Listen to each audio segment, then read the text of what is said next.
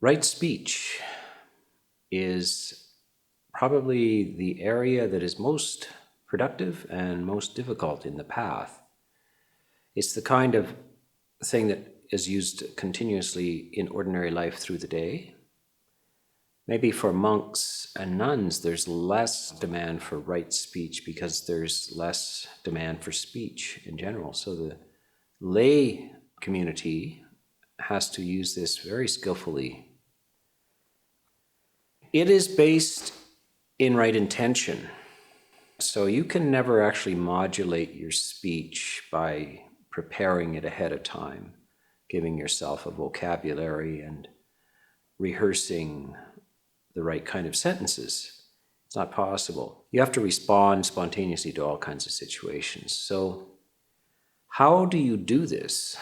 You do this by a sincere effort at the cultivation of right intention. So it means that the heart, the emotional center, is oriented to non-ill will, non-cruelty, and renunciation.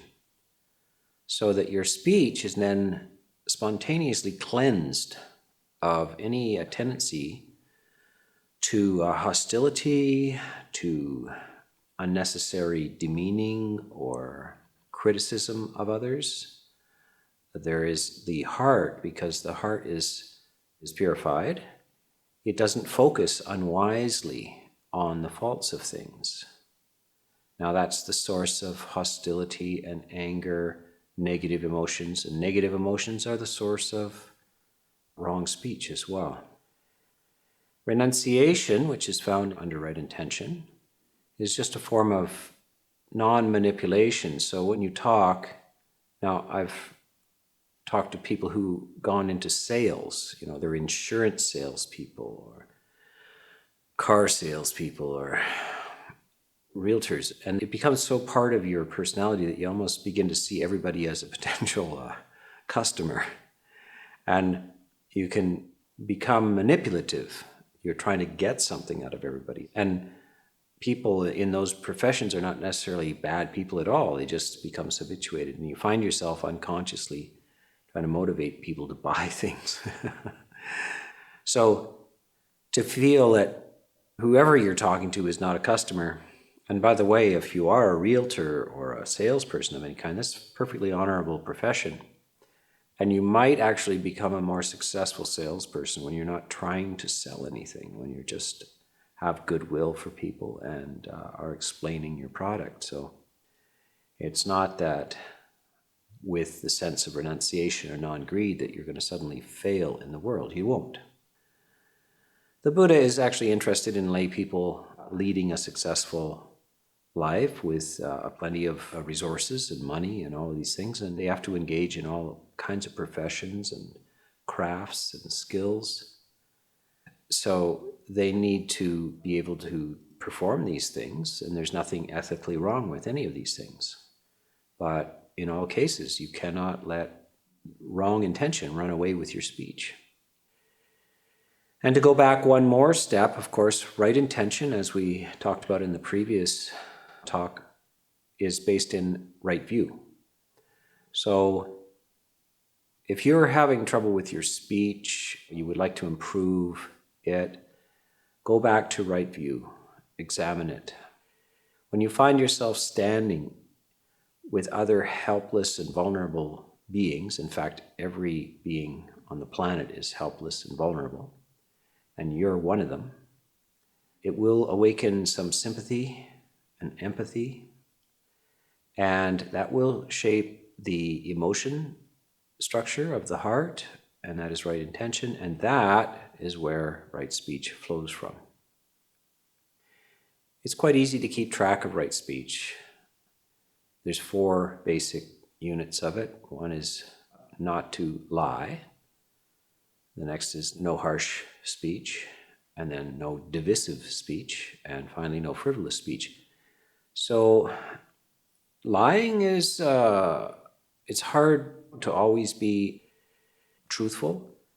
There's pressure, social pressures to advertise yourself, to present yourself as perhaps concealing some aspect of yourself.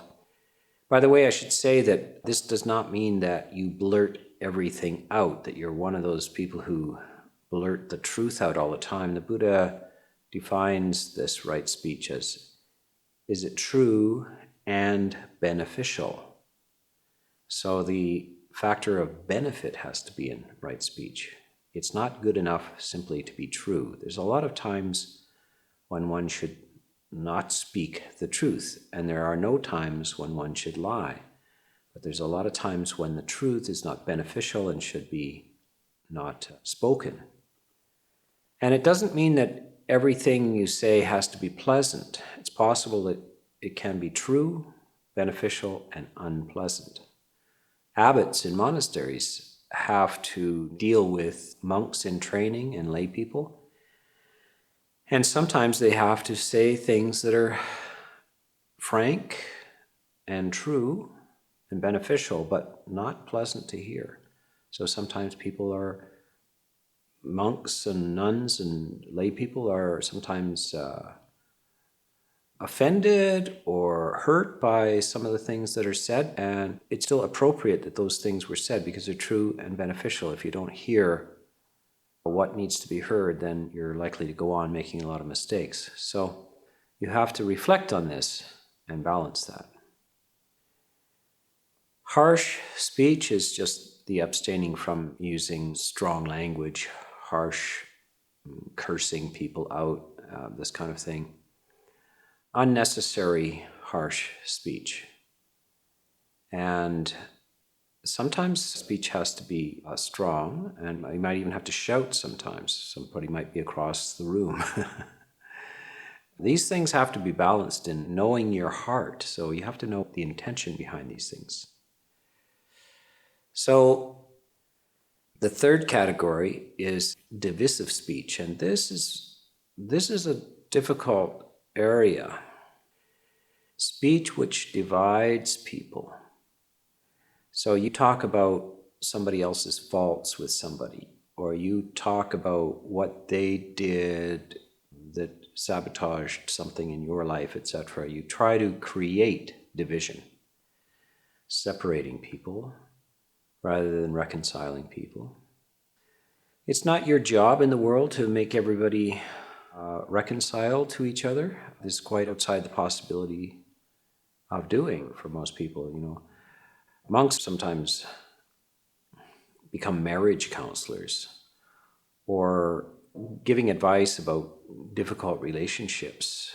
And sometimes you're giving it to both the husband and the wife, So the wife is coming and complaining about the husband's coming and complaining about the wife, and they want to separate and this and that. And you have to somehow be kind and conciliatory to both parties. And you can't tell one party, that they said this about you, and then the other one, they said this about you. That's divisive speech. This is wrong.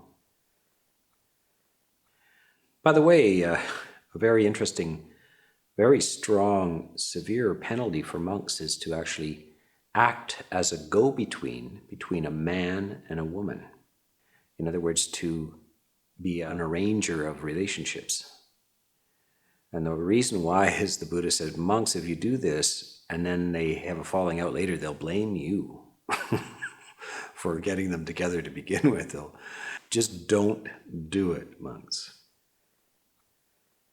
So right off the bat, we're strongly forbidden from initiating relationships. And that's why you see monks don't perform marriages either. We don't perform marriages. But if you're married or in a relationship, we can act as a counselor to help you get through difficult periods. Divisive speech is a very, very important, and sometimes you may have picked it up from the way you were raised, your family structure, or people that you hung around with. And it seems to be in human character to want to sow discord. It has a very powerful and negative karma associated with divisive speech. It will bounce back on you, and you will end up being mistrusted And it's a disfiguring kind of karma. Quite often these things are represented as beautiful and disfiguring. So truth, the right speech around truth is considered to be a source of beauty in its results. And lying is a source of ugliness. The last category is frivolous speech, and this is an area where most people stray over the edge, even in monasteries, even amongst monks. Frivolous is not so easy to define. Bhikkhu Bodhi translated as pointless. The actual word in Pali is sampapalapa, which is blah, blah, blah, blah. It's very close, it has an onomatopoeic ring to it, sampapalapa. And maybe you can just recall that term, sampapalapa, in your mind when you're speaking and ask yourself if you're doing sampapalapa rather than something relevant that has a point to it. Endlessly talking about the soap operas from last week, is just a diffusion of energy. It's confusing. It's a diversion. It's a waste of life. Many people do not understand that. They dwell in frivolous speech. It's a nervous habit. It's just a way of making sounds.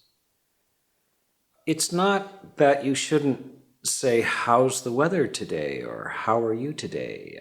These things are asked even by the Buddha. When a monk arrives from a journey, they ask, so how are you? Are you well? Can I get you something? And was the journey satisfactory? And did you get caught in the rain? Things like this are fairly conventional speech, and even the Buddha used this. So this puts people at ease and has a practical function. So it's not that you can't utter anything but profound truths. But one of the characteristics that I find is that frivolous speech, if I'm on the receiving end of frivolous speech,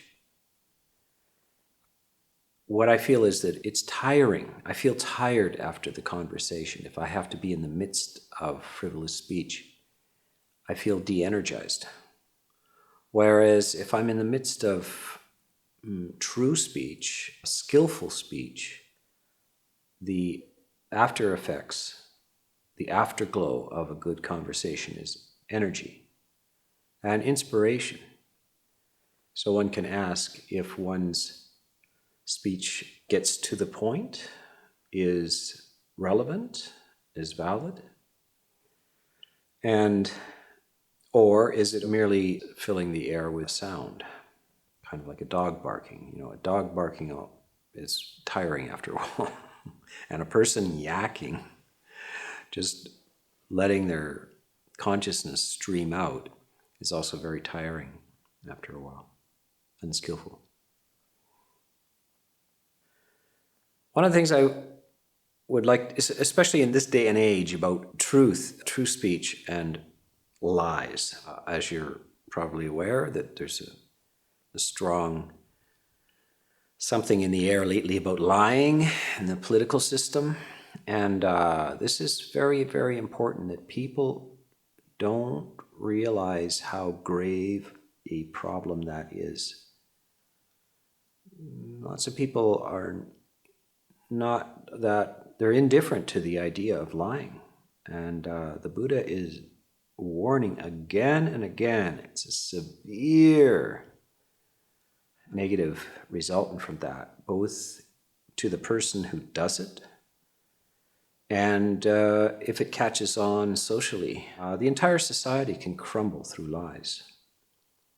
If they don't have a high regard for truth, the entire society can go sideways, can tip over. So truth is mandatory. What happens, I got very interested in what happens to pathological liars. And one of the things I saw was some cases of amnesia, where people had spontaneous amnesia. They didn't fall and hit their head or anything. They just couldn't remember who they were. They end up in a clinic. And it seemed that one of the characteristics where they were systematic deceivers, liars. And what happens when you tell a lie, and especially if you, in order to tell a good lie, you kind of have to believe it, is that you can't remember the truth after a while. And you can't remember who you are after a while because you've misrepresented yourself so many times. Down that circuit that's supposed to be clear about who you are. And so that circuit is now damaged, and eventually it can't find its own identity anymore. It can't find out who it is. This can happen also to children in a family that are told lies about themselves. They're told lies about the family, and they're told lies about themselves. And so they have no idea who they are. And sometimes they're, for instance, it can be in the direction of overinflation. So the child has a highly exalted sense of self-esteem. The parents praise them and tell them that they're perfect in everything and all this kind of stuff, and it's not true. And then they are bewildered when it turns out, when they go into the world, that none of those things are accurate, and yet they've been told again and again that they are. It can happen in the other way, of course, as well, that parents tell negative lies about their children, and the children believe it, and then they have low self-esteem. And by the way, I advocate that you get rid of both low self-esteem and high self-esteem. You get rid of esteem altogether and just switch to metta. Loving kindness without conditions is the best cure for all of these things. So there are grave, weighty implications in lies. It is not simply a harmless thing, and it shouldn't be used as a protective strategy. We want to be confident enough in ourselves to acknowledge that we're not perfect, and we can't defend ourselves all the time this way. It just is too much of a burden, and that it damages your capacity to evaluate yourself. Though we should accept ourselves completely and absolutely with loving kindness also tells us we would be happier if we improved certain aspects of ourselves. It's not that we have ill will towards ourselves. There's lots of development projects for ourselves that should be done that would make us better and happier, but always in the context of unconditional goodwill. So this is the complexity, the braided, sophisticated activity of heart and speech. They are entwined with right view and right intention, and all of the words that follow come from those two sources. So this is something exquisite and interesting to practice and to reflect on. And it's just a skill, and you need to practice it again and again, and whenever you slip, it's always because the heart wasn't in the right place. When the heart's in the right place, the right stuff comes out of your mouth. And it really doesn't come from any other location. When the heart's in the wrong place, wrong intention, you will see that the words follow. So that's, in brief, right speech, because this could be talked about almost indefinitely, and is often a source of interest. And lots of people, when I interview people and so forth, they want to know more about how to have right speech. They sometimes also want to know about how to make others have right speech, and I'm sorry, that's impossible. You have to just work on your own right speech, and the rest of the world is out of your control as far as that goes. However, if you do have right speech, it can be impressive and influential to others. It's really, if somebody in a room reveals their faults, you will find that a lot of people in the room relax, and that they admire that somebody can show that that they can be vulnerable to show their faults, and easily, without all that much encouragement. And that lets everybody drop their defenses, because if everybody's trying to pretend they don't have faults, then everybody knows they do. And you end up being in a very defensive mode and quite likely to conceal and misrepresent. The Buddha says the noble person reveals their faults easily and without great encouragement, and the lesser person does not reveal their faults, and only with a lot of questioning and probing will they, and then only reluctantly. And in the opposite, with the good person, they will reveal their faults easily without any problem, and it's hard to get self-praise out of them. And when you probe and try to discover their good points, they will reveal it only reluctantly. This is the nature. It's upside down from quite often what we think. Quite often people think that they must put out their best points and without any kind of encouragement always be promoting and advertising themselves. But that's not the way highly developed people are. They're actually very happy to show their faults and reluctant to show their good qualities. So I will leave that for your reflection.